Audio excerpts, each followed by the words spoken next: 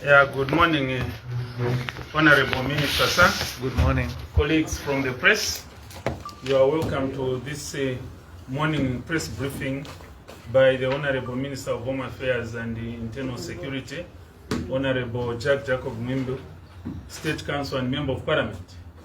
We are broadcasting live on ZNBC Television, Diamond Television, Prime Television, Millennium Radio, Kalemba. So please allow me now to invite the Minister to address the nation. The Honorable Minister, sir. Thank you, Mr. Skalinda. Good morning, my colleagues, members of the media, fellow countrymen and women. You do recall that yesterday I addressed the nation pertaining to the plight of our colleague, Honorable J.J. Banda, Independent Member of Parliament for Petauke Central. And I did mention to the nation that we shall do everything possible to ensure that our colleague, the Independent Member of Parliament for Petauke Central, is found, and he be with the family and his electorate. I'm glad to inform the nation that Honorable J.J. Banda is safe and is alive. He is currently at Mainasoko Military Hospital undergoing medical checkups. I want to inform the nation that it is important that our colleague is in a safe environment until we thoroughly investigate the matter. We need to protect him. We don't know who was responsible for the abduction. I would like to assure the family that we will do everything possible to ensure that the perpetrators of this heinous crime are brought to book. It is in the interest of the family and the nation to know who is behind this criminal activity. I would like to request the family to cooperate with us as we endeavor to find the perpetrators of this crime. It is in their interest to ensure that their brother, uncle, is in a safe environment. Mainasoko Military Hospital is a safe and secure environment. Our brother, J.J. Banda, is not the first one to be in Mainasoko Hospital. The officers there, the doctors there, and the medical personnel are professional individuals. Members of the public may recall that our colleague, Honorable Chishimba Kambwili, when he was brought back from Zimbabwe, he was taken to Mainasoko Military Hospital, and he was treated well. He's now back at home. In the same vein, we would like to appeal to the public not to be misled by malicious reports that are being circulated. There is no harm that is going to occur to our colleague. I also wish to reiterate what I had said yesterday, that it is not in the interest of anyone to make insinuations, allegations against government pertaining to this matter.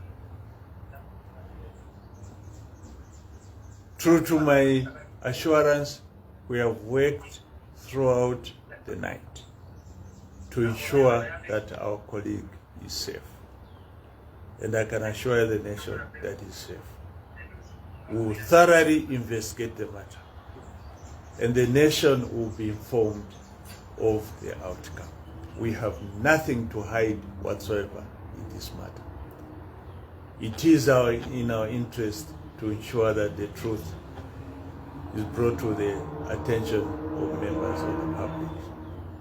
I would like to appeal to members of the public not to be swayed by any politician to do anything that is inimical to the interest of the people of Zambia. Let's work together in peace. Let's not allow people to start making hate speeches, tribal remarks arising from this particular issue. I also want to remind Zambians that one of the leaders of the UKA Alliance in 2004, when he was one of the vice presidents of the UPND, he was abducted together with his children. We did not make any allegations against government then. We allowed the due process of the law to take place.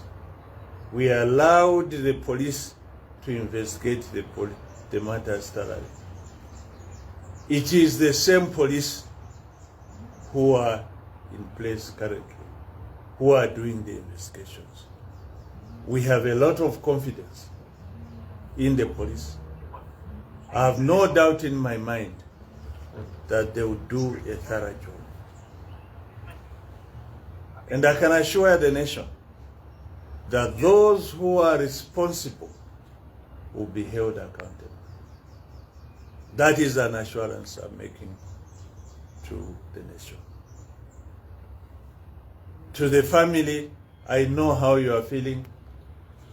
It's a very emotive matter, but please bear with us. We are with you. We will assist you to ensure that this matter is settled in your interest and in the interest of the nation. Thank you, fellow countrymen and women. Thank you very much. If there are any questions, I'm available. That Yes. was addressed by the Yes. Minister. Please, questions. We'll start with Sharon, specifically with regard to the subject of Of the course. matter. Yes, Good morning, Minister. My name is Sharon from Times of Zambia. yes, madam. You haven't mentioned where he was found and who found him. He was found in Kafue by Zambia police, working together with members of the public, arising from the plea which I had made yesterday. What is his condition at the moment? Is he able to speak? Is he critical? Is he stable? What do you know? As far as I'm concerned, my colleague, Honorable JJ Banda, is very stable. He's very able to speak. He has been having discussions with the police. He's very stable. There's nothing serious, visible, which is visible on his body. Are you also able to talk about the commotion that we hear? There was a scuffle between the family and the police at the first health facility that he was taken before he was moved to Mainasoko. Are you able to speak to that, Minister? I will not be in a position to talk about what really transpired there. But what I can say is that it is in the interest of the nation and himself and the family that is taken to a very safe environment. We don't know who is behind the abduction of JJ Banda. And we cannot guarantee safety at a private institution like Medland Hospital. I cannot guarantee that. But at Mainasoko Military Hospital, security is guaranteed for himself and any other person who's interested in this matter. Members of Parliament also held a press briefing yesterday where they insisted that government is involved, and even after your press briefing yesterday, where some very strong sentiments were made. What would you say to that in the face of the latest on this issue? It is very unfortunate and I did make a plea yesterday, that all of us as leaders, we must always be collected in the submissions we make to the public. You recall I made an assurance that we shall do everything possible to bring back our colleague. And I will still repeat that it is irresponsible, malicious and mischievous to make utterances like the ones that are being made by my colleagues, members of parliament who are leaders. They are making very divisive statements without any basis whatsoever.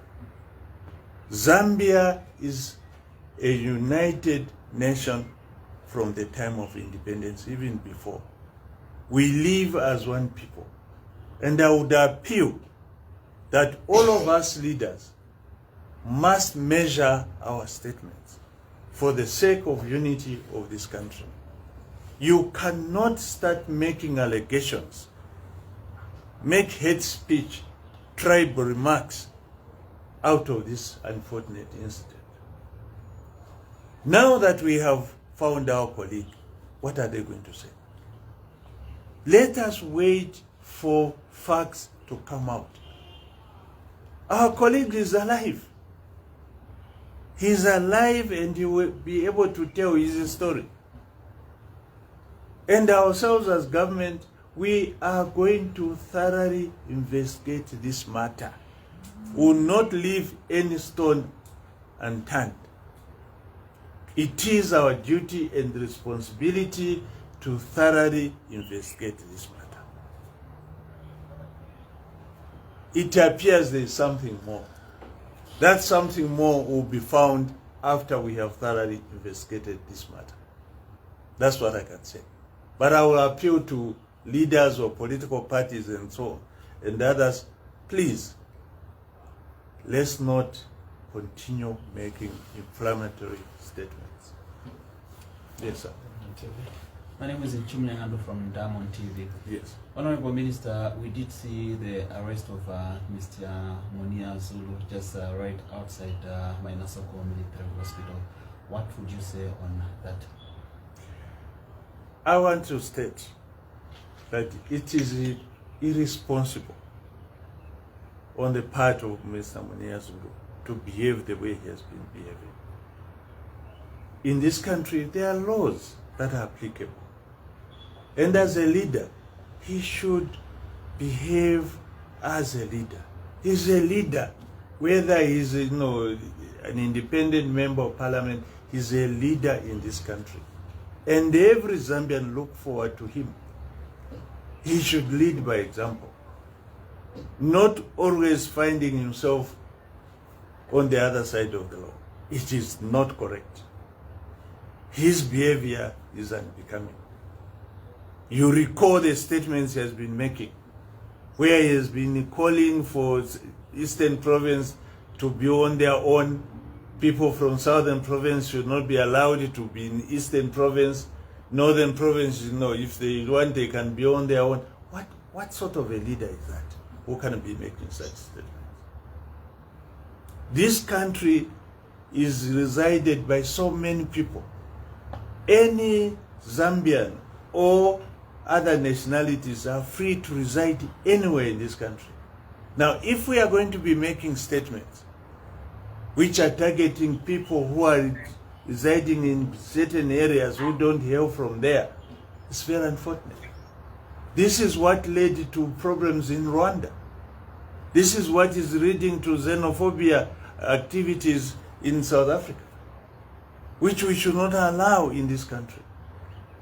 Such leaders should be held accountable. I appeal to Zambians not to listen to such leaders. We have been living in this country as one people. We never look at tribe. You go to Kasama, you find Tongas there. They have considered that as home. You go to Monze, there are Bembas there. There are even Bemba headmen, for those who don't know, in Monze.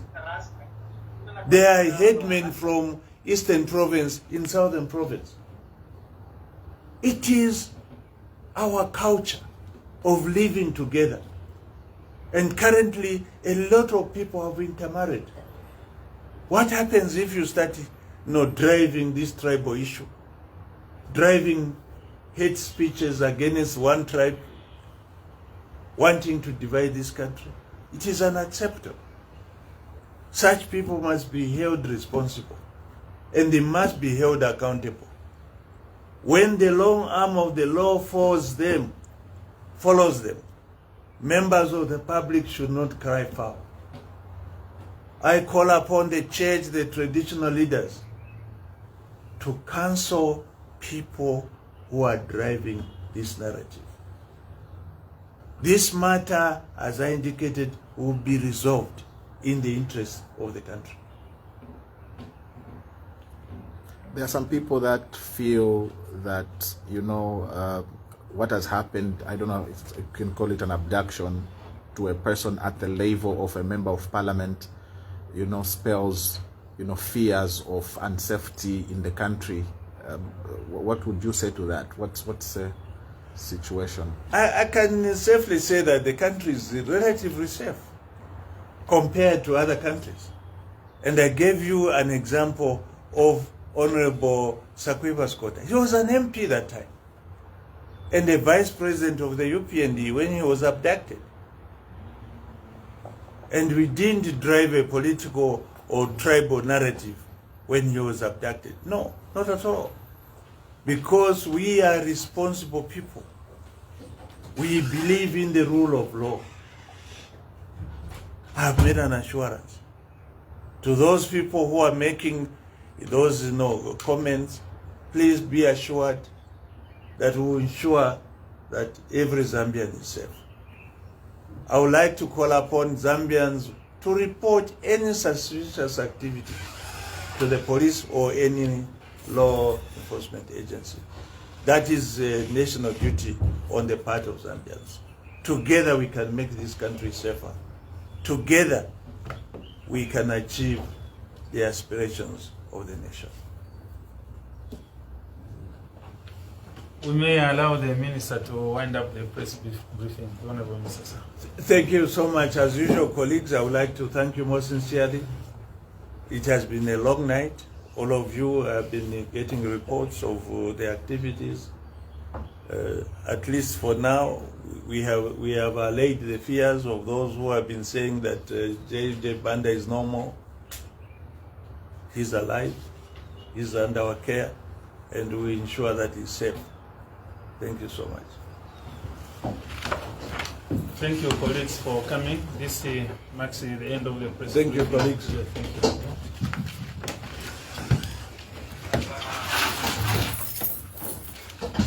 That was the Minister of Home Affairs and Internal Security regarding what has transpired, an update on